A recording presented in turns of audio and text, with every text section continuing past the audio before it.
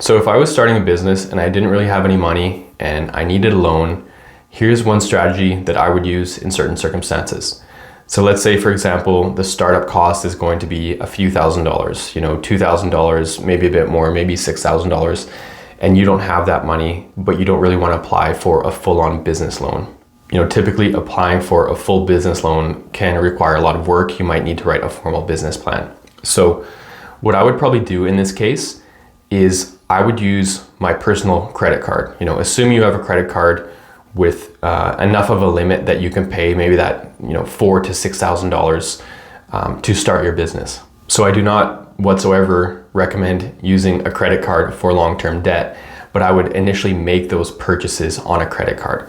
So let's say your business is going to be a landscaping company or a videography or photography company where you just need that $4,000 worth of equipment and $1,000 worth of administrative stuff. So with that option, you could pay on your credit card.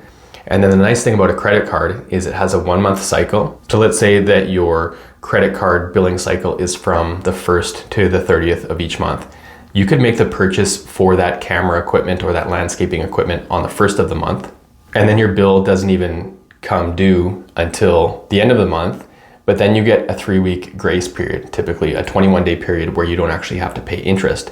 So if you add up that, first 30 days plus the 21-day grace period, you're getting like 51 days where you don't actually have to pay any interest on that debt. So that's going to be about 7 weeks typically, where if you purchase at the beginning of the cycle to where you actually start incurring interest. So that's what I would do in some situations like the one I'm explaining here. Pay for that on your credit card, because then you also get whatever rewards points your credit card is offering. And then just before that grace period ends, I would then transfer that amount to a line of credit. I would pay it off with a personal line of credit if you don't have any money, obviously. And the reason I would transfer it to a line of credit is because a line of credit typically has a far lower interest rate than a credit card. Credit cards are typically 20%, 24%, 29%, they have really high interest rates. So I do not recommend carrying debt on credit cards, even though I recommend using them to make purchases because of the benefits, like the points you can earn or the cashback rewards, and because of the delayed payment before you actually start paying interest. So once you then pay off the credit card with a line of credit, rather than paying maybe the 25% interest per month on the credit card, you're maybe paying 6, 7, 8, 9, 10% interest on the line of credit. So it's a much lower interest rate. So it's going to save you some money there. And then hopefully with that business, you can time it so that you're up and running and you have some revenue coming in, that you're not holding debt for too long on that line of credit, and you can pay it off pretty quickly from generating revenue from the business. So with that example, that would be a good way to get those, cashback rewards points to really delay actually having to pay interest for up to 7 weeks, and then get a lower interest rate by using a line of credit. So obviously you'll need to have a credit card set up and a line of credit set up.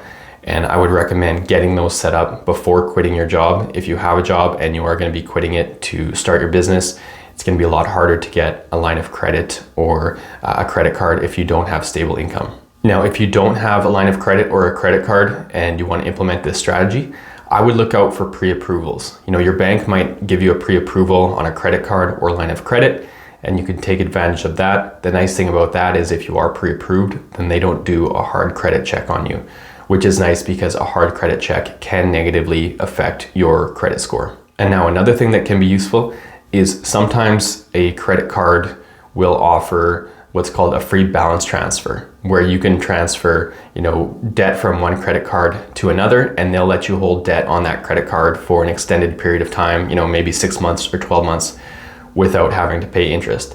And that recently happened to me, where 2 of the credit cards I have both offered me that within a short period of time. So what I did is I transferred some money I had outstanding on one credit card to another credit card, and now it's able to sit on that credit card for 1 year without having to pay interest.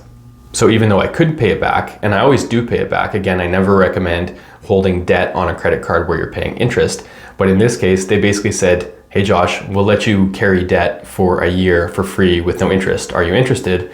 And yes, even if I have money to pay that back, I will let someone give me free debt for a year. So That's what I did, and that could be a really good option in this case if it's available to you. Now, in the case that your startup costs are going to be really high and you don't want to do something like this, it might make more sense just to get a business loan. You might have to do more administrative work to do that, but it might result in favorable terms.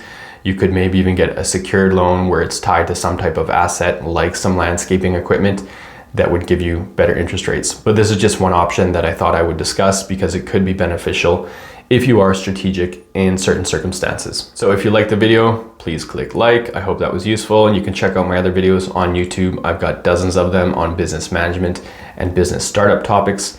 And feel free to leave a comment in the comment section below if you like the video or if you have a question about one of those topics.